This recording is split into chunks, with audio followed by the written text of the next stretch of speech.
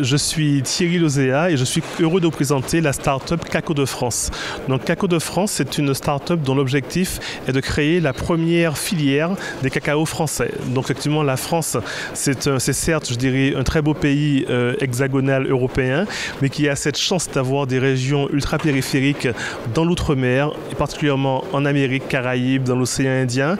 Et aujourd'hui, nous allons mettre en réseau toutes les cacaoyères françaises de Guyane, Martinique, Guadeloupe et Réunion pour créer cette première filière des cacaos français et bien sûr avoir le premier chocolat 100% français à partir de fèves cultivées en France. Aujourd'hui, les risques sont multiples face à l'entrepreneuriat.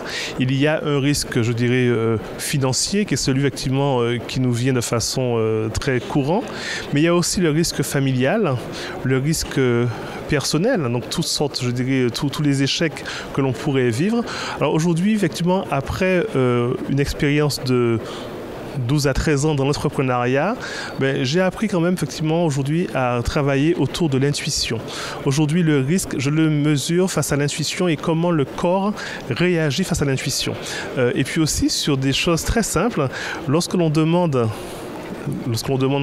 désire quelque chose fortement, voilà, et que l'on voit on a des réponses positives et que les choses semblent venir très facilement, alors je fonce. Donc vraiment, c'est dès que je suis vraiment dans, je ne veux pas dire dans l'irrationnel, mais dans l'instinctif ou l'intuitif.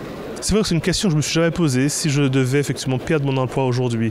En tant que chef d'entreprise, je créerais tout de suite autre chose. J'irais tout de suite dans une dynamique identique entrepreneuriale. C'est vrai que j'ai du mal aujourd'hui à imaginer revenir dans le salariat. Maintenant, je dirais qu'aujourd'hui, toutes sortes de formes de collaboration est possible, hein. L'auto-entrepreneur est un statut qui, je dirais, qui est très souple. Le statut de consultant aussi peut être un statut qui peut être utilisé. Donc oui, aujourd'hui, c'est de développer mes compétences et d'être expert dans ce que je fais.